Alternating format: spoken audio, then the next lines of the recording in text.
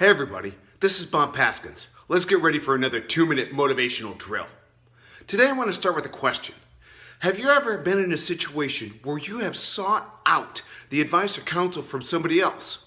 Perhaps you have a new opportunity, a new job, a new adventure that you want to go to, or perhaps you want to talk to them about maybe taking the romantic relationship with so-and-so up to another level.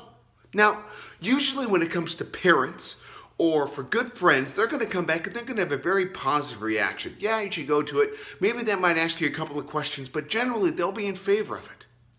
But if you don't ask maybe your parents or your closest friends, but you take the next couple of levels down of friendships, you might get something different.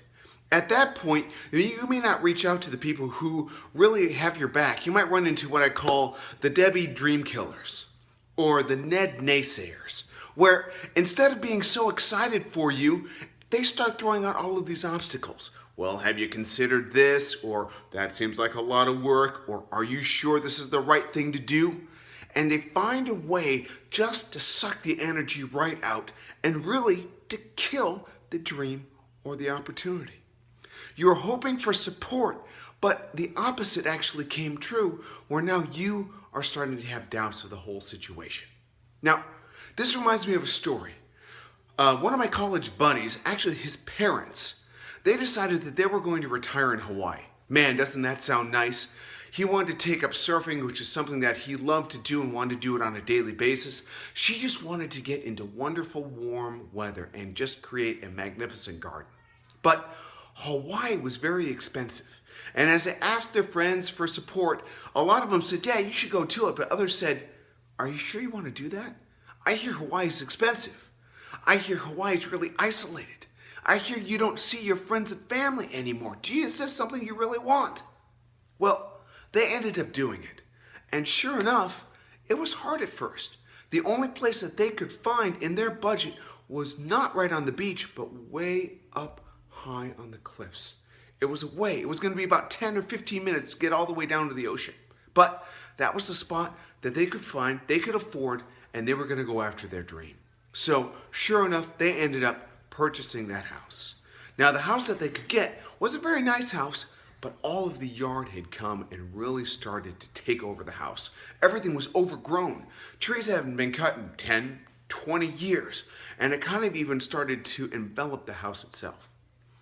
Well, sure enough, they got the house, and kind of the first thing, of course, when you do is you kind of start a cleanup effort when it comes to a fixer-upper. So Richard, that was the guy's name, just started out, and he was outside, and he thought, you know what? I got to start cleaning these trees and cutting them down. So the first thing he did is went out and got a chainsaw and started cutting trees down. Now, some trees just had to be pruned. You had to take a limb there, a branch there, take them off. Other trees had to be eliminated entirely. Well, sure enough, he was doing it, and he was spending most of the day in just this one patch where the trees really were overgrown. Well, all of a sudden, he heard his wife kind of calling in a frantic, urgent voice, "Richard, get up here right away." She had walked out from the living room onto the deck and wanted to get his attention. So there goes Richard. He goes up. He's taken off his handkerchief, and he's just kind of batting his head because he's been sweating from all the work. And as he walks inside, she turns to him and says, "Richard, you've got to see this." Well, sure enough, as Richard put down his handkerchief, he looked out.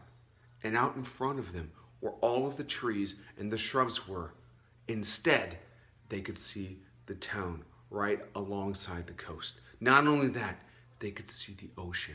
And beyond the ocean, from their house, from the living room and from their deck, they could see another Hawaiian island.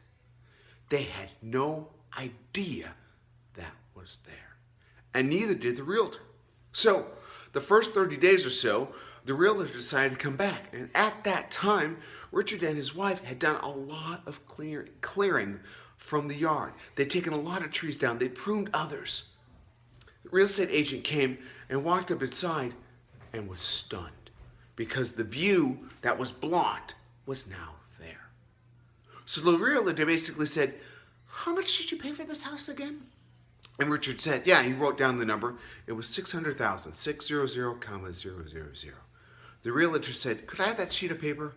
He gave it to her. She pulled out a pen and she put a 1 and then a comma in front of the 600,000.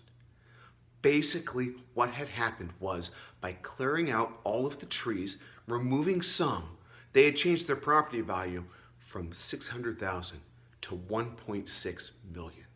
You want to talk about $1 million view? That was it right there. So here's the drill. I guess what you have to do is go out and get your chainsaw and start cutting trees down. No, I'm kidding about that. But what you have to realize is you might have this dream out there, and you're going to run into the Debbie Dreamkillers, the Ned naysayers out there who are going to say, no, don't do it, or all of these obstacles are in the way. It's up to you at that point just to do some pruning of it.